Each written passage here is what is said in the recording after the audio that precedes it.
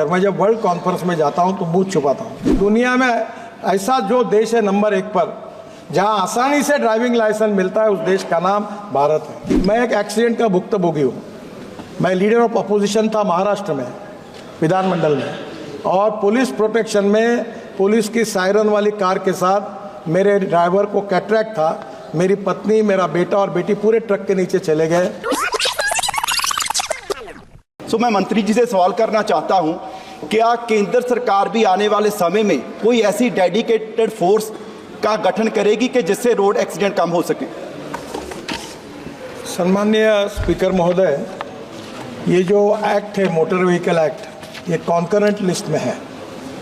जो कानून बनाने के अधिकार राज्य सरकार को है उसको स्टेट लिस्ट कहा जाता है, जो भारत सरकार बनाती है उसको सेंट्रल लिस्ट कहा जाता है, और जिसमें स्टेट और सेंट्रल दोनों करते हैं उनको कॉन्करेंट लिस्ट कहा जाता है।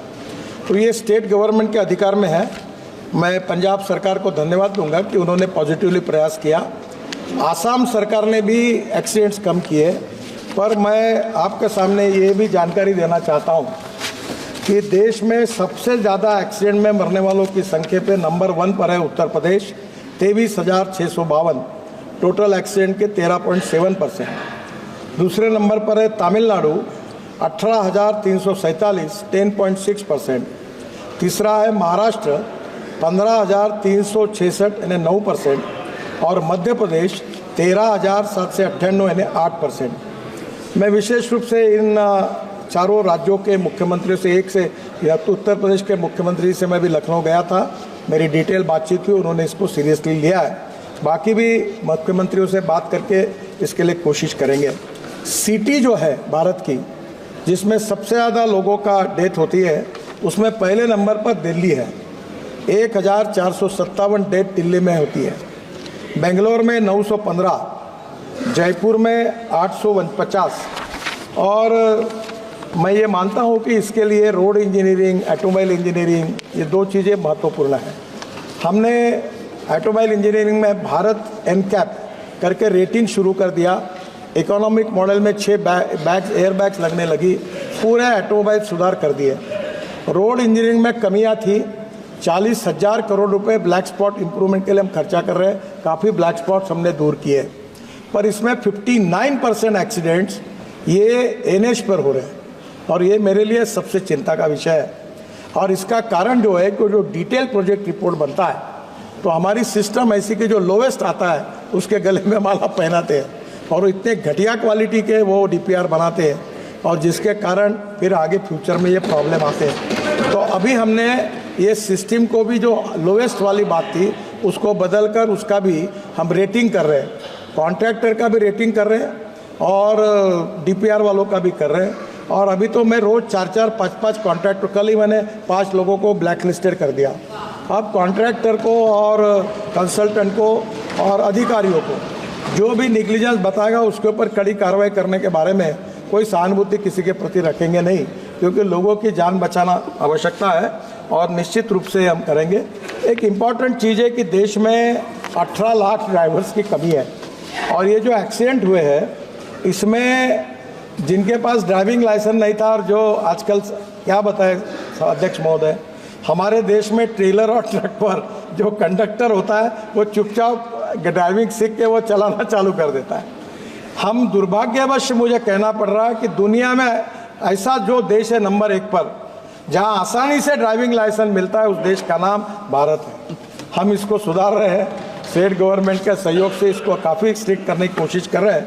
और मेरा विश्वास है कि भी हमने एक तय किया है कि मैं सब मेंबर साहब को आह्वान करूंगा कि मैं आपको driving centre, driving training centre और फिटनेस सेंटर हर जिले में, हर तालुका प्लेस पे एक शुरू करने की योजना हमने बनाई है। उसमें आर्थिक मदद कर रहे हैं। करीब 75 हमने खोले हैं, अभी हमको 1000 खोलने के हैं।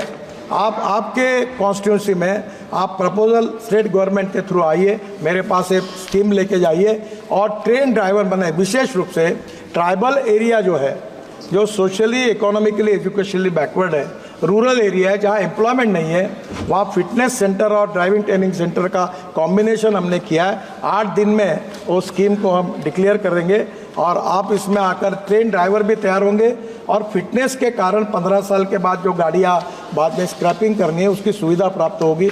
दोनों में आपके कॉन्स्टिट्यूंसी में इस उपक्रम के लिए आप सहयोग करें, ये भी मैं अनुरोध करता हूँ। श्री गौरव गोगोई जी। हाँ, आपका सप्लीमेंट्री।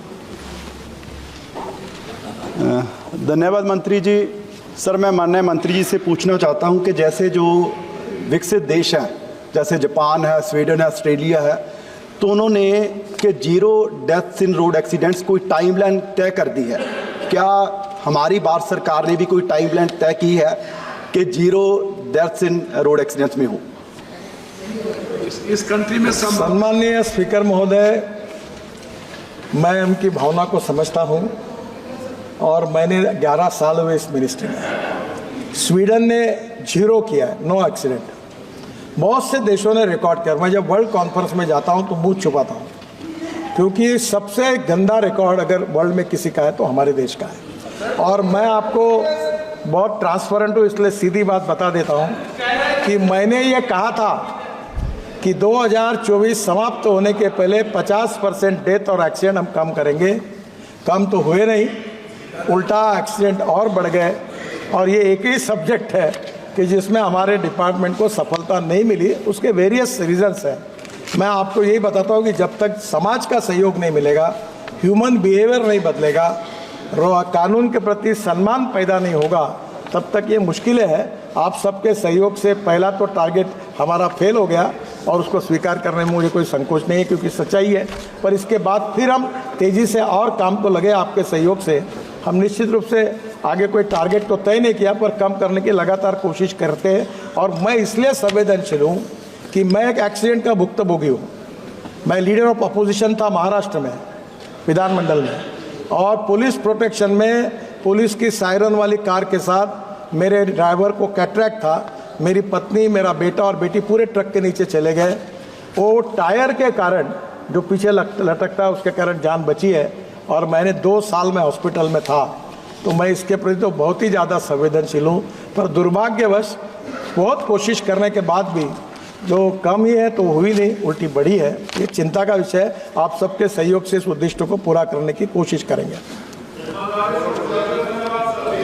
धन्यवाद अध्यक्ष महोदय। प्रश्नकाल के समय चंद ही मंत्री हैं जो अगर समय भी ले तो हमें कोई आरोप नहीं, हमें कोई मुश्किल नहीं, क्योंकि पूरी जो आपकी बात होती है सकारात्मक होती है। रोड एक्सीडेंट्स के मामले में आपके उत्तर में विवरण है कि असम में लगभग 27,000 एक्सीडेंट्स हुए हैं और ज़्यादातर एक्सीडेंट्स उसी चीज़ के कारण हुआ जिसमें आपने अपने खुद का उदाहरण दिया कि ये ट्रक ओवरलोड होके आते हैं, बड़ी स्पीड में जाते हैं और रात के समय जब फॉग, और विशेष रूप से अब जो फॉगी कंडीशंस होते हैं शीतकालीन समय में, वो रात के या सुबह के 1 बजे 4 बजे जब जाते हैं, तो क्या आपकी मंत्रालय क्या कर सकते हैं इस संदर्भ में? क्या जो लाइटिंग के संदर्भ में क्या हाईवे कॉन्ट्रैक्टर्स अलग अलग जगह पे लाइटिंग डाल सकते हैं? क्या अलग अलग जगह पर लॉ एंड ऑर्डर कॉन्करेंट है क्या, लेकिन क्या आप सीसीटीवी कैमरा लगा सकते हैं ताकि जानकारी पुलिस तक पहुंचे, डेटा आपके पास रहे और जानकारी पुलिस तक पहुंचे ताकि जो भी ट्रक ओवर स्पीड कर रहा हो उसको हम पहले ही रोक लें? क्या इस प्रकार की कोई सकारात्मक सोच? और सर, एक और कारण मेरे क्षेत्र में ये है और आपको भी पता है कि जोरहाट के लोकसभा क्षेत्र में वो कितने साल हो गए, कितने कॉन्ट्रैक्टर चेंज हो गए, लेकिन वो NH37 हमारा संपूर्ण नहीं है। बहुत खराब वहाँ पे डिज़ाइन है, जिसके कारण ट्रक्स और ये लाइटिंग के कारण बहुत ही वहाँ पे एक्सीडेंट्स हो रहे हैं। तो जोरहाट में क्या आप डेडलाइन, क्या आपकी मंत्रालय अभी कोई डेडलाइन दे पाएंगे कि वहाँ का हाईवे का काम कब संपूर्ण हो जाएगा? धन्यवाद सर। अन्य स्पीकर महोदय, दिक्कत यह है कि रोड पर ट्रक खड़ा करते हैं हमारे NH के ऊपर। मैं बोलता हूँ उसके ऊपर कार्रवाई करो, तो कार्रवाई करने का अधिकार लॉ एंड ऑर्डर राज्य सरकार का होता है।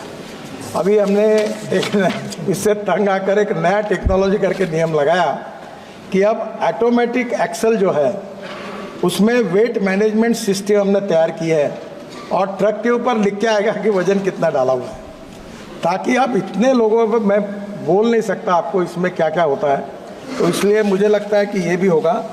और जोराट झांझी, ये आपका विषय है, मैं भी इसकी 10-12 मीटिंगें ले चुका हूँ, चीफ मिनिस्टर भी परसों आए, वो भी कह रहे थे। अब लगभग फरवरी 2025 तक ये काम पूरा होगा और अब नया कॉन्ट्रैक्टर ने दिया है और अब काम गति से चल रहा है, पर फरवरी 2025 को वो पूरा होगा।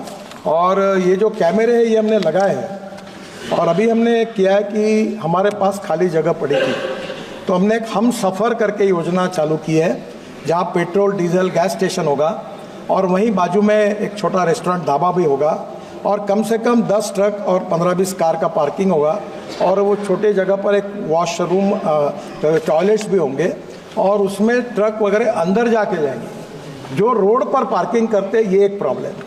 दूसरा प्रॉब्लम हाई स्पीड, ये प्रॉब्लम नहीं है, पूरे वर्ल्ड में हाई स्पीड चलती है।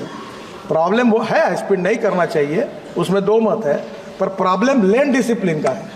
और लेन डिसिप्लिन में ये इधर से उधर ट्रक वाला लेन बदलता है और स्कूटर वाले उसके अंदर घुसते हैं, तो वो नीचे में गाड़ी और स्कूटर वाले उसमें जाते हैं। तो लेन डिसिप्लिन का पालन करना, इसके लिए अभी कुछ जगह कैमरे शहरों में लगे हैं, फाइन भी लगने लगे हैं बहुत। मुझे भी फाइन लगा, 2 बार भरना पड़ा मेरे कार को मुंबई में। तो ये अभी वो कैमरा में आता है, अब लोग उसकी भी तकरार कर रहे हैं। तो प्रॉब्लम ये है कि ये जितना इंटेलिजेंट ट्रैफिक सिस्टम है वो करेंगे और उसके साथ साथ मन में ह्यूमन बिहेवियर जब तक नहीं बदलेगा।